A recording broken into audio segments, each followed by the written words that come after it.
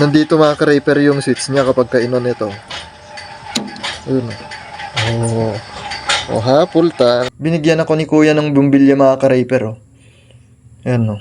Isang halogen tapos isang LED. Kasi napundi yung stock na bumbilya na ito mga ka-raper. Oh. Ngayon subukan natin tong LED na to. Kung maganda nga ba yung ilaw niya. Buksan muna natin to mga ka-raper para makita kung ano nga bang diferensya, bakit ayaw ng umilaw.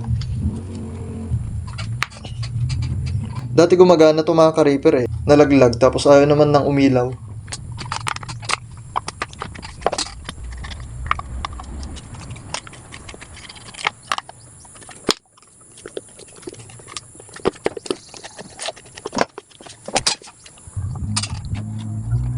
Oops, ganito pala yung loob na ito. Rubber.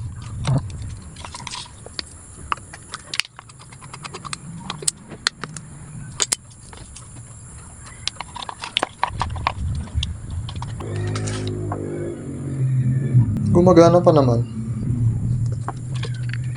Saan kaya ito naputol?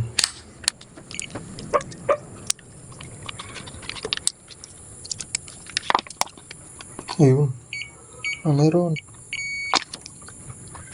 Sa ground. Sa may switch.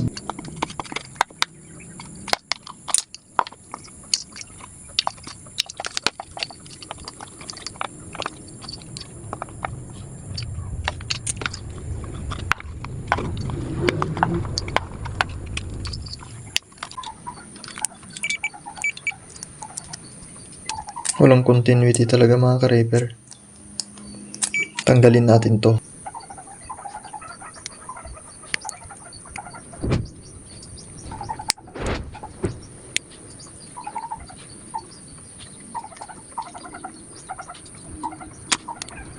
Ang dumi na dun sa loob mga ka-raper ah.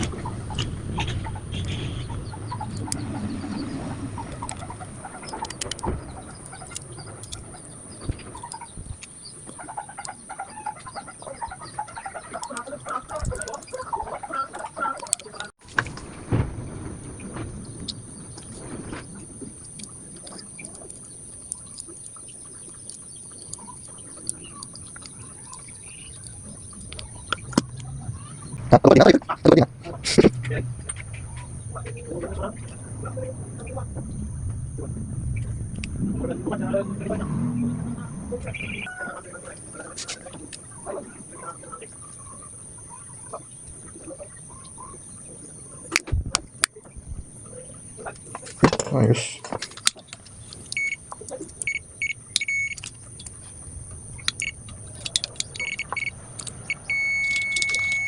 Ayan, okay na ulit yung switch mga ka-raper. Ngayon, kabit na natin.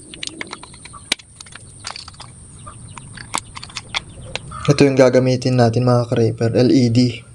Subukan natin kung malakas.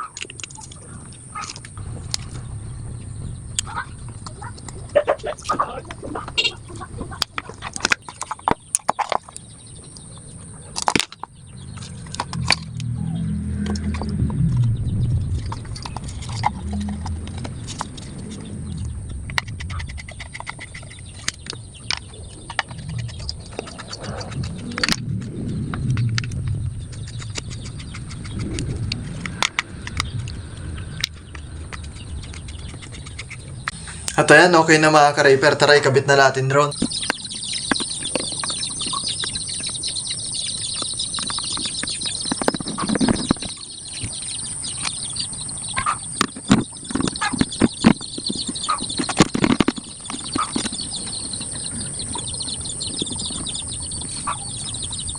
Ayan, ikabit na mga ka-raper. Subukan natin mamaya kapag medyo dumilim-dilim pa ng konti yung paligid. Tingnan nga natin mga ka-raper kung madilim na.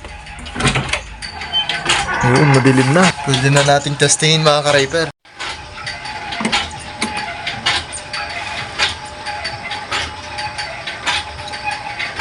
Oops, isa.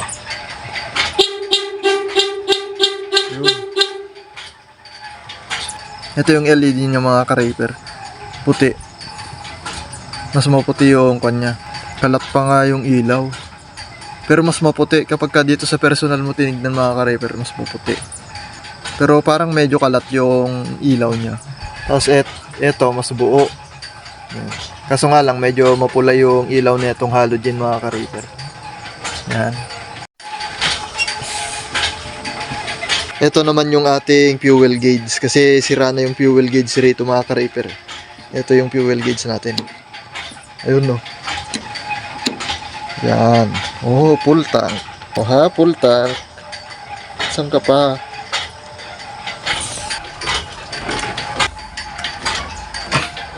At mukhang mas maliwanag mga ka-repair yung dati, yung halogen, kaysa yung H3 na LED. At kung naghahanap kayo mga ka-repair ng affordable at reliable na bilihan ng parts, dito na kayo kay Agritap. Since 2013 pa siya nagbibigay ng dekalidad na pyesa para sa ating mga unit mga ka-repair. At meron din pala silang Shopee Store mga ka-repair. Ilalagay ko yung link sa comment section para sa legit na Shopee Store kayo makabili mga ka-repair.